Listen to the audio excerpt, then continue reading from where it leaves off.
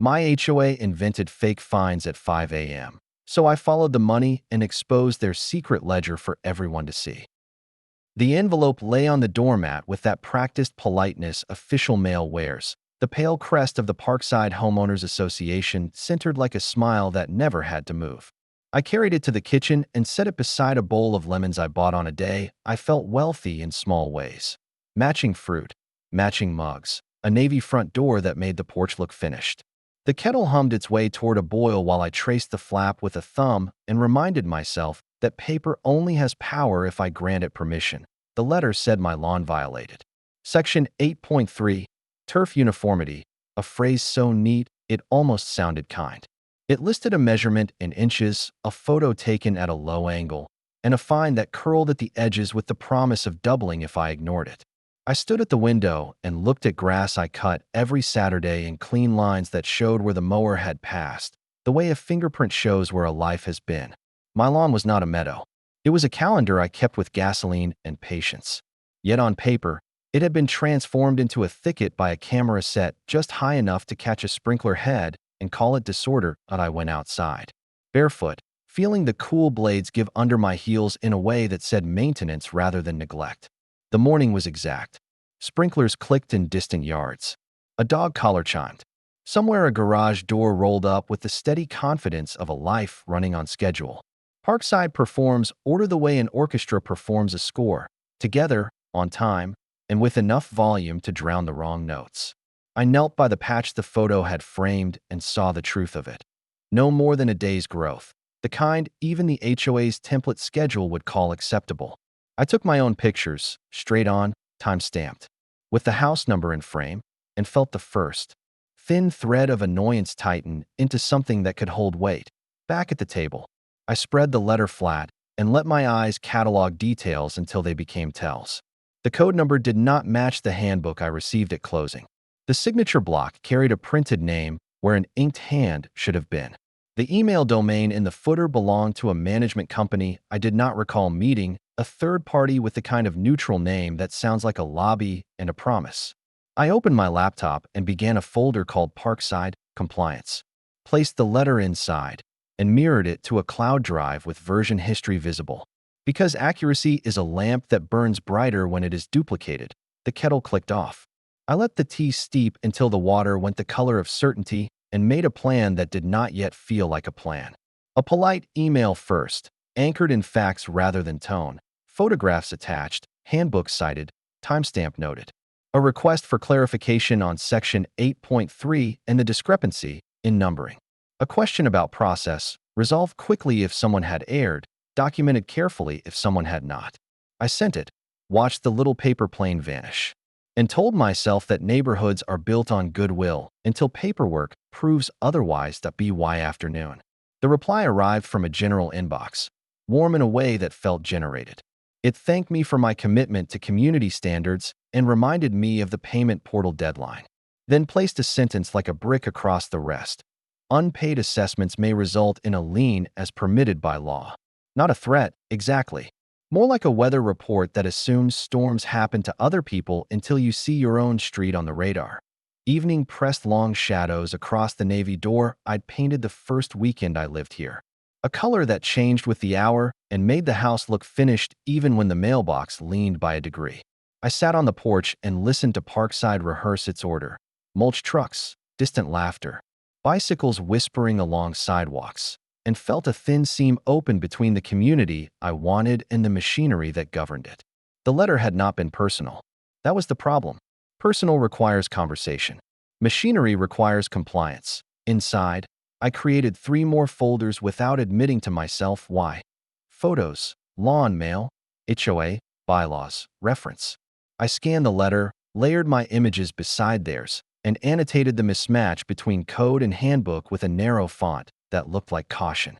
The night settled in a way that told me the cameras at the clubhouse were also settling, and I found myself wondering about vantage points and schedules and how often a person has to crouch at dawn to make ordinary life look non-compliant. That I slept lightly, the house making its small settling sounds, the refrigerator cycling air the way lungs do when sleep is shallow.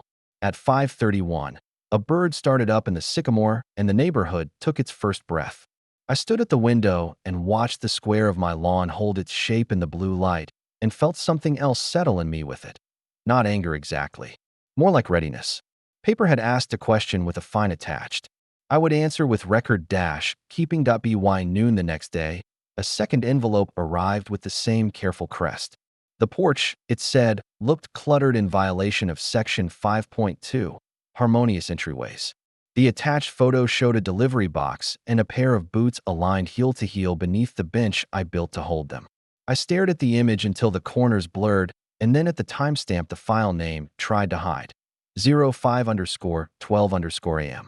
The boots had been there for 11 minutes before I carried them inside. The camera had been there the moment they appeared that I made coffee too strong and poured it into a mug with hairline cracks I could not see until heat found them. Parkside wanted to be a place where nothing was out of place. I wanted a home where living left traces, and those traces did not cost extra. The distance between those two desires was the space where finds grow. I sat with that thought until it felt like a fact, then opened my laptop and ordered a motion-activated camera. Because some truths are easier to hold when you can play them back at normal speed. When the package arrived, I mounted the camera under the eave with the same care I use for things I expect to defend. The lens watched the sidewalk and the approach to my door with the patience of glass. The app on my phone waited like a sentry who never blinks. The house felt different with the quiet of a witness asleep in the corner. Day's dusk moved across the navy door, and the porch light did its brief, automatic flare. I thought of the phrase as permitted by law, and how phrases like that often sit on letters like parachutes on the back of a daredevil. Visible, reassuring, and not the point.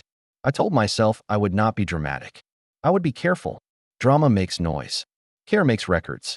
The camera's status light blinked once, acknowledged the night, and settled that I fell asleep thinking about lawns measured in inches, door colors named like paint chips, and standards that require a lens at dawn to see themselves. The phone woke at 5:11 a.m. A soft vibration against the nightstand like a whisper. The screen showed a figure in a windbreaker, with a lanyard bending toward my grass with a ruler held the way a referee holds a whistle. The day my first fine arrived began to make sense, and the second one did, too. The camera had kept its promise. So would I. After the dawn video, I stopped treating the letters as annoyances and began treating them like evidence. I scanned each page, filed photos in folders labeled by date, and logged timestamps the way a bookkeeper logs debts. Patterns surfaced quickly. The violation codes in my letters didn't line up with the official handbook. They were off by a digit, like someone had typed them from memory. The language also felt wrong. Sentences sharper, more legalistic than the cheerful bylaws my realtor once waved at me. At the bottom of the page sat a printed name, President, Caroline Whitfield. I'd never met her, but the neighborhood newsletter showed her at a podium under a banner about community pride. Eyes bright, binder thick. The management company's address on the footer was a mailbox shop across town, a P.O. box pretending to be an office. I sent a polite email citing sections and asking for clarification. The reply came back polished and cold. Unpaid assessments may result in a lien. The word clung to my screen long after I closed the laptop. Liens don't vanish. They grow teeth. The third letter landed just as the kettle whistled. Another polite envelope, another accusation dressed up as compliance. This time, it wasn't the lawn. It was the front door, the navy door I had painted by the book, chip code submitted, approval stamped months ago. The letter claimed the color was non-conforming, attached a grainy photo, and added a fine that now stacked with the others like bricks. 2 days later came the fourth. My porch labeled cluttered. The evidence photo caught nothing but a delivery box from Amazon and a pair of boots lined neatly beneath the bench I'd built myself. 11 minutes those boots had been there. 11. When I examined the metadata hidden in the file name, the timestamp burned. 05_12_am. Again, the same pre-dawn hour as the lawn infraction. The shadows in the image, long, flat, the sky that strange pre-dawn blue, matched it perfectly. Someone was walking the neighborhood at 5 in the morning, crouching with a camera, hunting for violations like a scavenger hunt no one else had agreed to play. The motion camera I had mounted confirmed it. At 5:11 a.m., my phone buzzed with a clip, a figure in a windbreaker, badge swinging, ruler in one hand, camera in the other. They bent low to frame my steps as though a cardboard box was criminal. They measured the grass, snapped angles of the porch, then vanished into the dawn before most of Parkside had even brewed coffee. It wasn't an error. It was a system designed to catch you living. That night, I sat in the darkened living room with my binder open and the glow of the laptop spilling across it. Page after page of bylaws, enforcement policies, and my growing pile of notices. Every rule, every fine, every dollar, it was all becoming a language. A coded script where my house wasn't a home, but a ledger entry. I stared at the crest on the top of each letter, Parkside HOA, committed to community, and wondered who in this place believed that photographing their neighbor's boots at dawn was community. And then I remembered her name again, bold on every page. President Caroline Whitfield. I didn't know her yet, but I knew she was behind the curtain pulling the strings. And people like that don't stop when you comply. They stop when you uncover why they started. The next morning, I installed 2 more cameras. Not just for my yard, for the sidewalk, the corners, the angles they thought belonged only to them. If they wanted to watch me, I would be watching back. The clubhouse looked like every meeting room that ever promised fairness: stacked chairs, coffee urns, a banner about community values fixed with 2 pieces of tape that refused to hold one corner. I sat in the last row and watched the ritual assemble itself. Nameplates lifted from plastic tubs, binders opened to pre-marked pages, a gavel placed on folded minutes with ceremonial care. The air smelled faintly of copier toner and old carpet, a scent that belongs to places where decisions are made in sentences no one wants to read twice. Caroline Whitfield presided, like someone born for a podium. Her binder was thicker than anyone else's, her smile warm without warmth. Motions moved as if they had been decided an hour earlier. Hands rose in clusters. Approval slid across the table with the frictionless ease of things that do not expect interruption. Complaints arrived as small, nervous paragraphs and dissolved into phrases about process and form. Then were ushered into a catch-all called follow-up, a place that felt like a cul-de-sac for dissent. I watched the people who did not speak. In the front row, a man with a boat owner's tin sat with his arms folded and the serene confidence of someone who never receives certified mail. At the side table, a volunteer committee wore windbreakers with stitched logos. One of those jackets matched the one in my dawn video, the badge on its lanyard catching light in the same sideways flash. A ruler stemmed from a tote bag like a periscope. The more I watched, the more the room looked choreographed. Kindness as staging, order as scenery, enforcement as the quiet machinery behind the set. When the agenda reached compliance updates, a screen flickered with charts that spoke fluently about progress. Bars climbed in neat months. The word consistency appeared so often it sounded like a prayer. My notes collected details that didn't fit the story, violation codes that didn't exist in the official handbook, photos cropped so tightly they became allegations, timestamps that belonged to mornings before a neighborhood woke up. I raised all of it in the measured cadence of a person who has learned that volume is the enemy of proof. And the room responded the way well-run rooms do when truth brushes past the stage, smiles cooled by a few degrees. Pens paused, a promise to review placed gently on top of the stack where promises go to nap. The tell arrived afterward. In the small movements people make when they believe they are done performing. A compliance volunteer slid a printed sheet into a file the wrong way, and the header peeked out, operational sweep schedule 5 to 6 o'clock. The board table sprouted a second list with addresses under a column titled Priority Review. My street sat there with a red mark beside it, the ink still wet enough to shine. By the exit, a corkboard carried a flyer from the management company with a mailbox store address and a QR code for payments. Below it, a thin strip of paper curled in the copier tray. A half-printed spreadsheet where the only legible phrase was processing share. I left with coffee I hadn't drunk and the steady awareness that my name had moved from a file to a plan. The clubhouse door shut behind me with a soft hydraulic sigh that sounded a lot like confidence. Back home, the cameras watched the sidewalk the way sentries watch for weather. Near dawn, the app on my nightstand stirred with the kind of polite vibration the HOA loves. The screen showed 2 windbreakers moving in the blue hour, their badges swinging in synchronized habit, their measuring tape unspooling like a script. The meeting had promised community. The footage promised pattern. One of those things could be negotiated. The other could be proven. The management company's name read like a handshake, Whitfield and Crown Community Management, but the contract they sent after my third request read like a calculator. The first pages were the usual sugar about service and partnership. The sweetness thinned in the appendix where numbers attached themselves to intentions. Buried under administrative efficiency sat a line that did not belong to neighborliness at all, a processing fee index to each enforcement action. Fines were not a deterrent.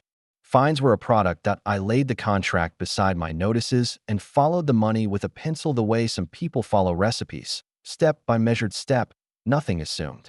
Violation triggers a letter, letter triggers a portal, portal triggers a split.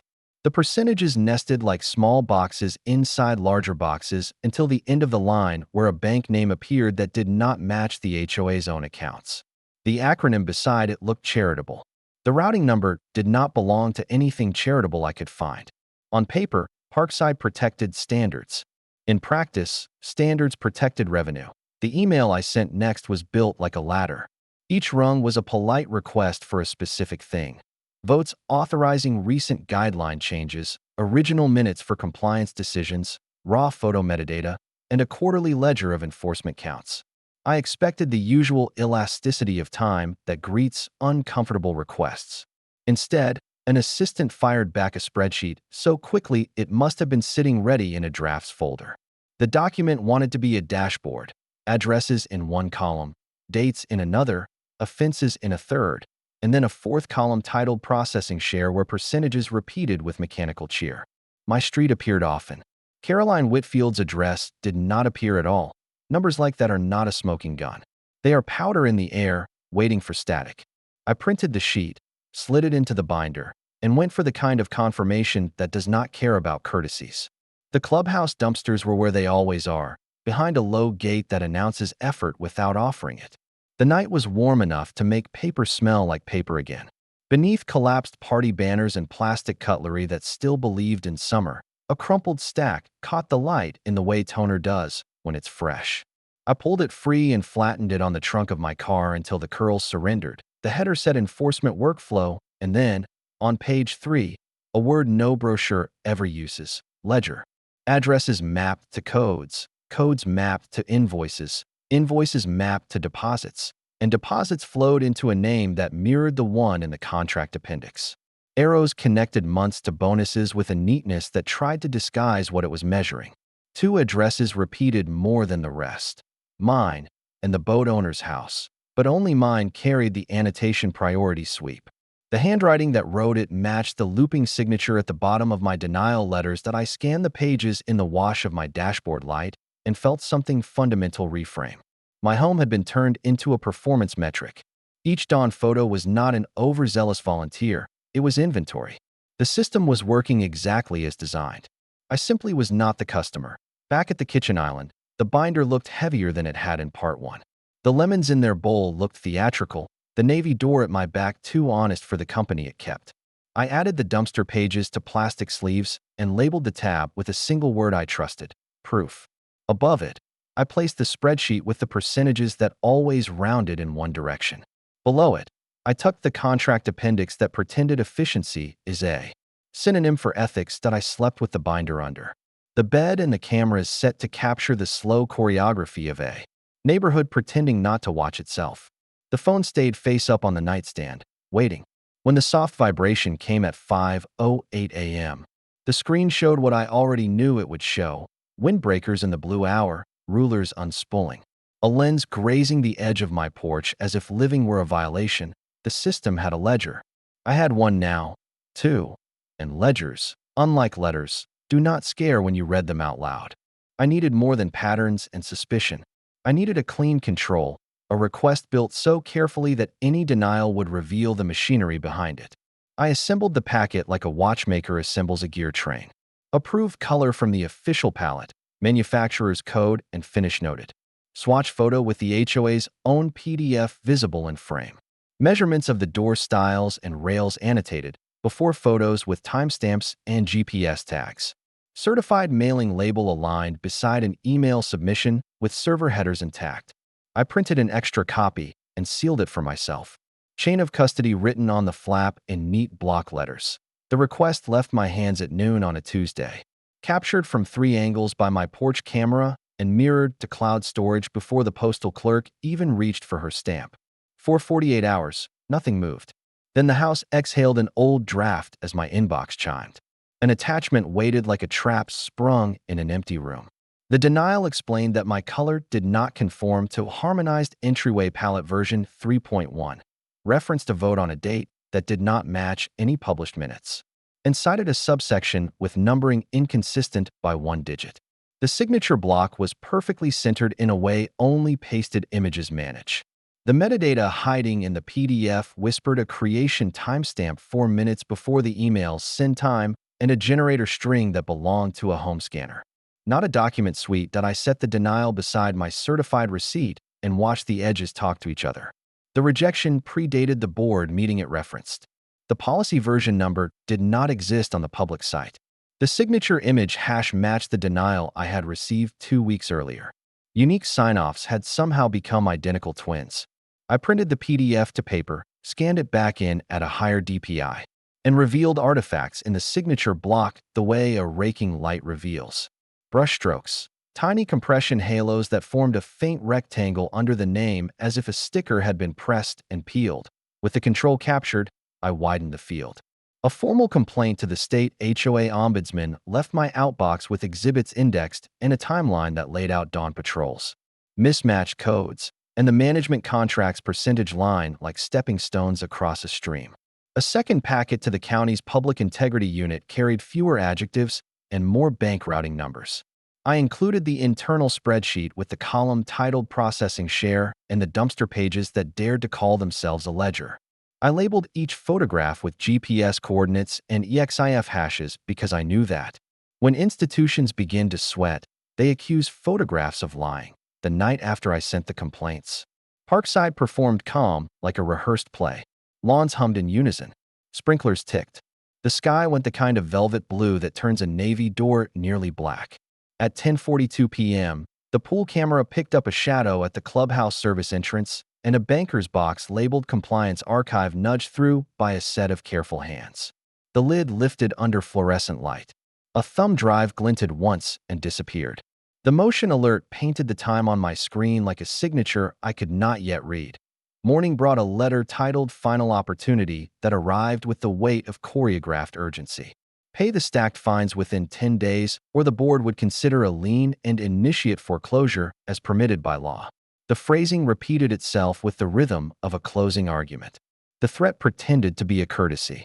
It landed on my kitchen island beside the lemons and the court order from another life, and seemed to wait for me to flinch. Instead, I cleaned the counter, brewed coffee, and tested my foundation. The controlled request had produced a denial that contradicted public minutes, misnumbered policy, and duplicated a signature down to its pixel noise. The midnight box suggested a scramble to tidy records that were never tidy to begin with. The percentage line in the contract and the dashboard spreadsheet with processing share created motive that did not blush. My house was not a home to them. It was throughput. I copied the entire dossier to 2 external drives and walked one across town to a friend who labels archival boxes for museums and knows how to keep quiet. I slid the other into a safe deposit box at the bank where I had opened my first checking account. The clerk made small talk about interest rates. I nodded and thought about the interest Parkside had taken in my front steps and my morning mail. When I returned, the cameras watched the sidewalk like patient eyes. The binder under my bed felt less like a talisman and more like a map you only consult when you have to choose a road that might not bring you back by sunset. I set an early alarm. I laid a suit on the chair. I wrote a list titled What We Can Prove and kept the verb simple. At 5:09 a.m., the phone whispered its soft alert. 2 windbreakers walked the blue edge of the day, rulers bright as metronomes, a camera collapsing my porch into angles again. They moved with the ease of people who believe they cannot be seen. The lens found the boots I had deliberately left aligned under the bench for 11 minutes. The shutter clicked once, twice, 3 times. A system doing exactly what it was built to do. By 8 a.m., the ombudsman's office had replied with language that sounded like rain on a tin roof. They would schedule an on-site review, request originals, and coordinate with county council. They asked me to prepare chain of custody for all materials. They closed with a sentence that read like a door on a hinge. Further action may be warranted. I printed the email, slid it into a fresh sleeve, and wrote one word on the tab: proceed. The ombudsman arrived with an inspector who carried a clipboard the way a surgeon carries a scalpel, useful, unafraid of what it might reveal. The clubhouse office, usually perfumed with coffee and laminate, smelled instead like paper that knew it was about to be read. Binders lined a shelf in matching spines, the kind of uniformity that tries a little too hard to say there is nothing to see. The inspector asked for enforcement files by month, then by address, then for the original policy versions that supposedly governed the denials in my binder. The air changed half a degree with each request, enough to fog the window if you were watching for it. The physical folders arrived first, pristine copies, hole-punched with a zeal that only exists in places preparing for company. The real story sat beneath the desk in a plastic tote that had never learned the language of labels. From it emerged a handful of USB drives, each named with a neatness that felt like a dare: Ledger_1, Ledger_2, Fines_AJ, Door_requests. A stray thumb drive wore no name at all, the anonymity of an object that expects to be useful in a hurry. The inspector logged each one, photographing serial numbers, noting who handed what across the table. The room's applause track dimmed to a hum. On the corkboard behind the desk, a printout curled at one corner, held by a single pushpin that had given up on dignity. The header read Operational Sweep Schedule, 5 to 6 o'clock, and the columns listed streets in tidy order with priority flags pinned like ribbons beside my block. In the lower margin, a black felt tip line circled the week of my first fine with the offhand flourish of someone confirming a harvest. I took a photo from the doorway, wide enough to capture the pushpin and the clock. Because context is a kind of truth that resists editing, the inspector compared denial letters against the current policy binder and found numbering that didn't exist in any published revision. The signatures in my copies looked too perfect beside the ink-sick loops in the office originals. Under a magnifier, the edges of the denial's sign-off revealed a faint boxy artifact, the ghost of a paste. The ombudsman requested raw emails with full headers, the export from the enforcement database, and any minutes showing votes on pallet version 3.1. The answers grew careful. Originals were off-site. Votes were ad hoc and ratified informally. Emails would require coordination with Whitfield and Crowns. Systems. The phrases stacked like sandbags around a leak. This was the part where patience becomes leverage. An ombudsman can ask. A court can compel. I knew which one I needed next. Back home, I set the binder in the same place I had set it the night the first fine arrived and built a motion the way you build a steady table. Even legs, square corners, no wobble. Exhibits numbered and tabbed. Timeline reduced to bones. Every claim wired to a document that didn't blink under light. The controlled request and its impossible timeline. The midnight box and its label. The contract's percentage line and the spreadsheet's processing share column. The corkboard schedule and the way my street wore red. That night, the cameras recorded the neighborhood's choreography with the indifferent kindness only machines can manage.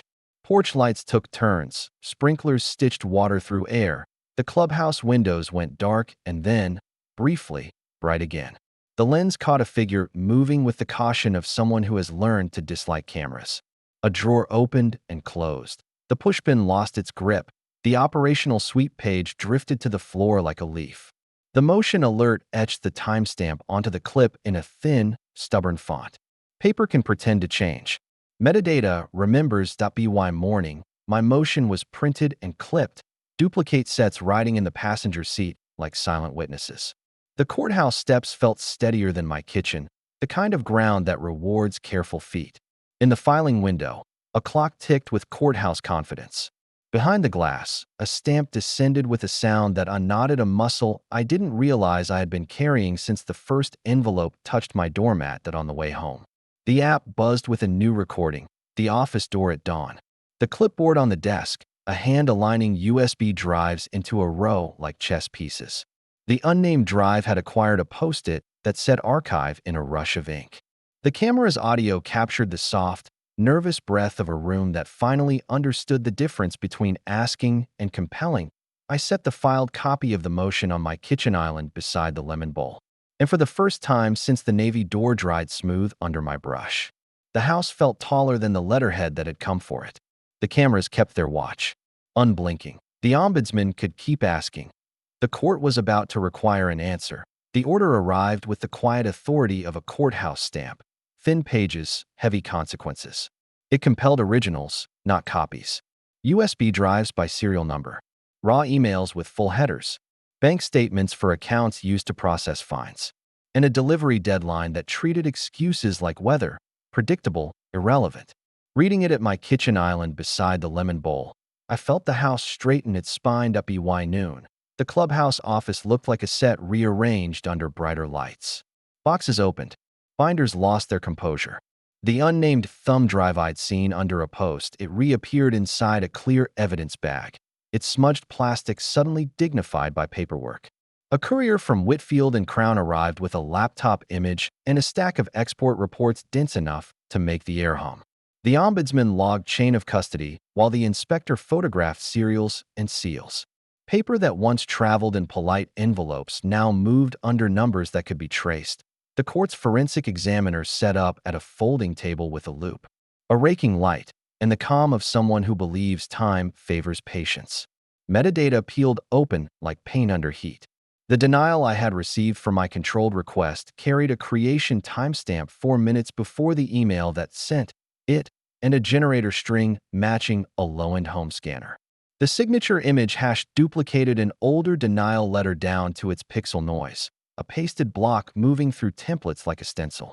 The photo sets attached to violations shared a fingerprint most homeowners never see. EXIF fields pegged to 5:07 to 5:19 a.m. GPS coordinates hopping street to street on a pre-programmed sweep.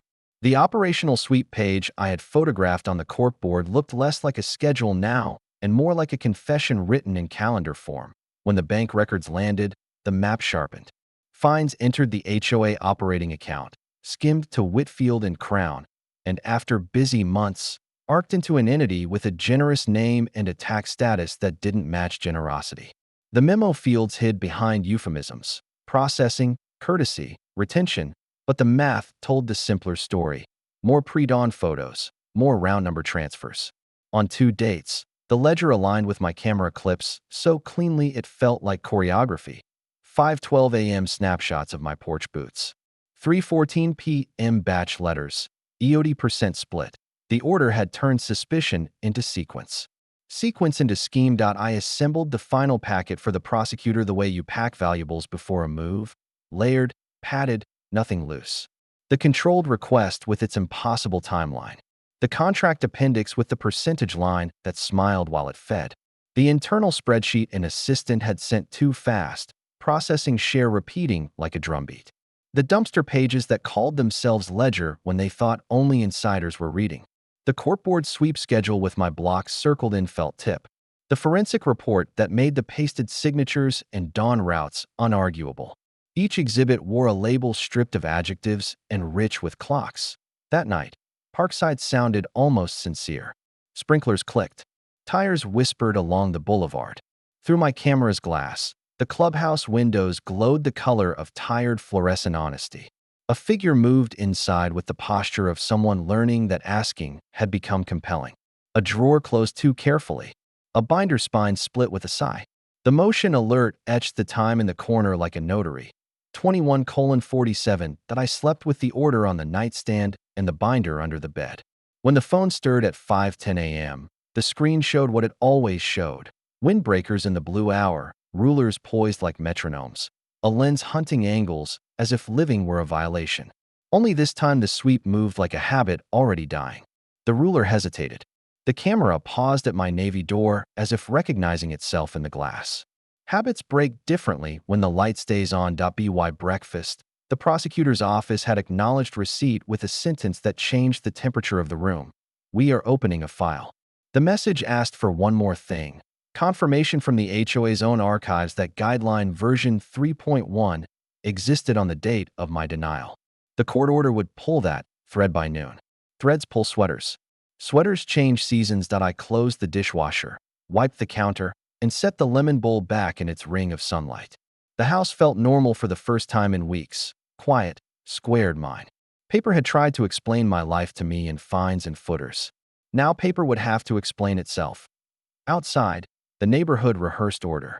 Inside, my records rehearsed truth. Order looks tidy in a brochure. Truth looks patient in a ledger. And patience, under a court's clock, becomes something sharper. It becomes the edge that cuts the habit. The special meeting filled the clubhouse the way summer storms fill gutters, sudden. Noisy at the edges, everyone pretending they knew the forecast. Folding chairs multiplied into aisles. Paper cups nested beside a coffee urn that breathed steam like a patient animal. I stood near the back where exit signs look honest and watched the room arrange itself around the expectation of news.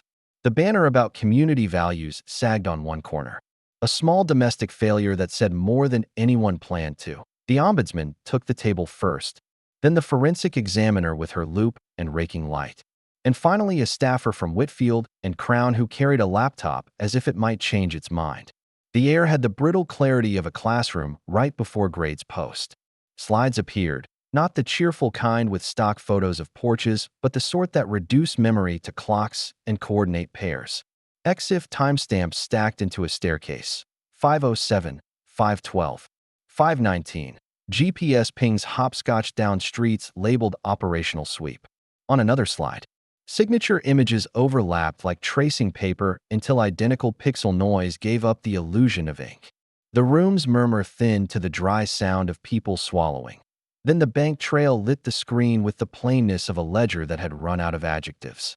Fines in, splits out, round numbers collecting under an entity whose benevolent name had nothing charitable behind it.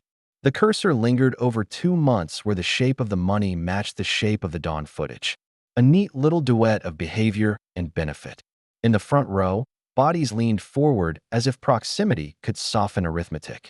It couldn't. Numbers, when they choose to be witnesses, are difficult to cross-examine.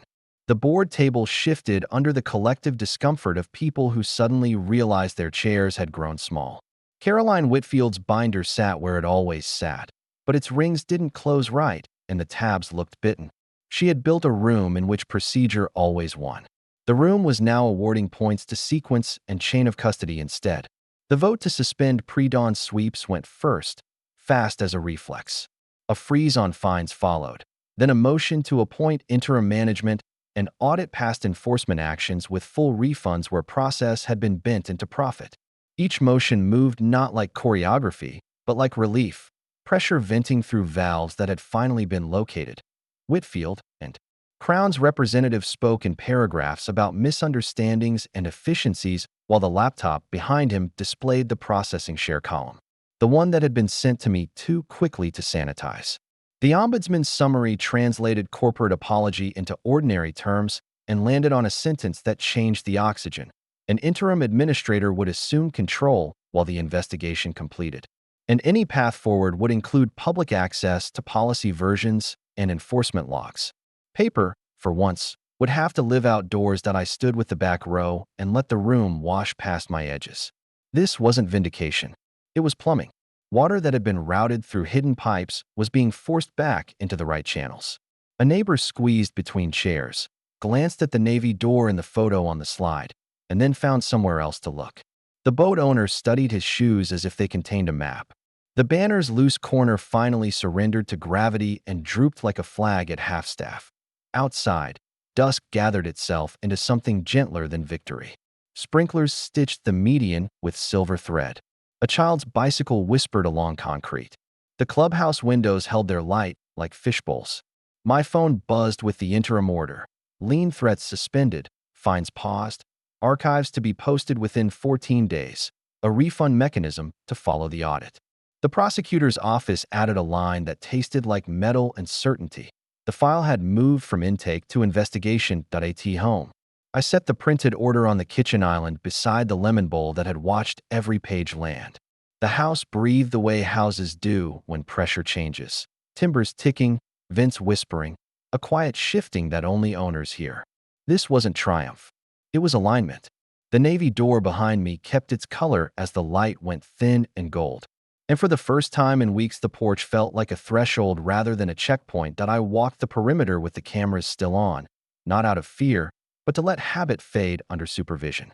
On the screen, the sidewalk showed itself as it truly was. Empty concrete, the occasional dog, a moth performing its irrational orbit around the porch light. The absence of windbreakers at 5 a.m. would take longer to believe. Patterns don't break cleanly. They fray. But the quartz clock was running, and frayed patterns disliked deadlines that I in the quiet. I noticed the small domestic facts I had stopped trusting. The way the refrigerator sighs after the compressor cuts, the citrus breath of a clean counter. The single nail pop near the hallway vent that appears in certain humidity like a shy reminder that even right angles are compromises. I rinsed the coffee pot for the morning and left the binder on the shelf, not under the bed, not on the table, not like a shield, just a book among other books. Order had been performed at my expense. Truth had taken its time and taken the stage. Tomorrow, the neighborhood would still mow in diagonals and trade recipes for winter rye. Some of us would also learn to read ledgers as literature, plot, motive, resolution. I went to bed with the camera notifications set to daily, not hourly, and slept the way people sleep when the room has been returned to the size they paid for. Morning would come either way, for the first time since the first fine. I felt ready to meet it on my terms. The final hearing unfolded without theatrics and somehow felt larger for it. The room smelled like printer heat and cardboard. The air tuned to the frequency of decisions that turned from pending into done. The interim administrator stacked binders in even columns. The ombudsman recited timelines reduced to bones. And the forensic report rested on the table like a square of winter, cold, clean, unarguable. I stood at the back again, next to a wall where the paint absorbed noise and gave nothing back. The order read like a spine. Pre-dawn sweeps banned outright. Photos limited to resident-initiated complaints with metadata preserved and posted. All fines assessed during the sweep months voided. Payments refunded within 60 days. The contract with Whitfield and Crown terminated for cause. Records transferred to the interim board. A neutral firm appointed to rebuild process the way carpenters rebuild load-bearing walls. The judge's signature sat in the corner, small and final, and the room's shoulders dropped by a degree when it landed. Caroline Whitfield put her resignation on the record with a pen stroke that looked smaller than the versions her printer preferred. The numbers on the projector did not flinch.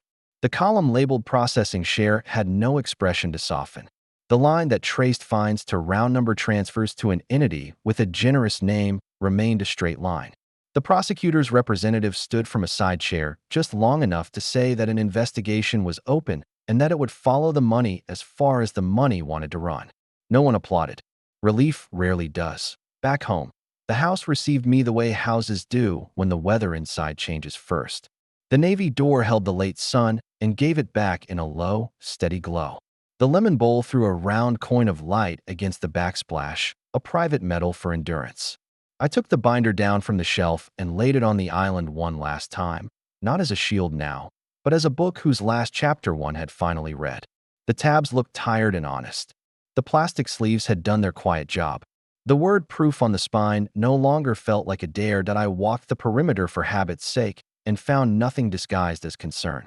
No ruler shadows, no choreography in the blue hour, just sidewalks believing in themselves and lawns that did not need witnesses.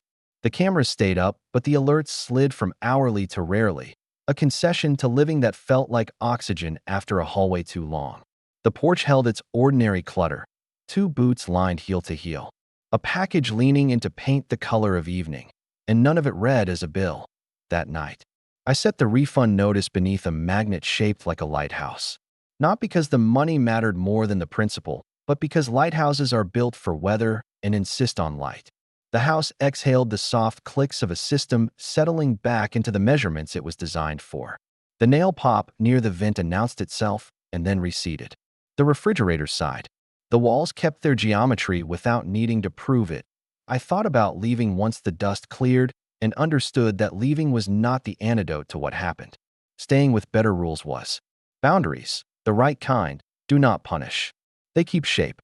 I polished the navy door with a soft cloth, not for the neighbors or the bylaws, But because the door had been an argument all along that I finally won by refusing to perform and insisting on record-keeping. Before bed, I opened the binder to the first letter, the one about grass measured in inches, and slipped a note behind it in my own hand. It said only what the last months had taught me. Order without sunlight becomes control. Sunlight without order becomes noise. Keep both. I closed the cover and returned it to its place. Not under the bed, not on the counter. A book among other books. Morning came the way it should. Slow, blue, unremarkable. The phone did not vibrate at 5:11. The cameras watched nothing in particular. The porch light timed out, and the shadows made ordinary angles. Somewhere down the block, a mower laid fresh lines across new grass. Not as a performance, but as a task, and the sound folded into the neighborhood with the gentleness of a routine reclaimed. I poured coffee, leaned against the island, and let the room be the size I paid for. No gavel, no envelopes with polite crests, just a house that remembered how to be a house. The navy door took the daylight and held it. The lemons waited for use instead of metaphor. The ledger, finally, belonged to me. Grocery lists, mortgage payments, a line item called quiet, paid in full. Thank you for watching this story on True Tales Hub. Please like the video, subscribe to the channel, and turn on the notification bell so you won't miss our next story. That we post new tales twice a day, and each one comes with unexpected twists you won't see coming.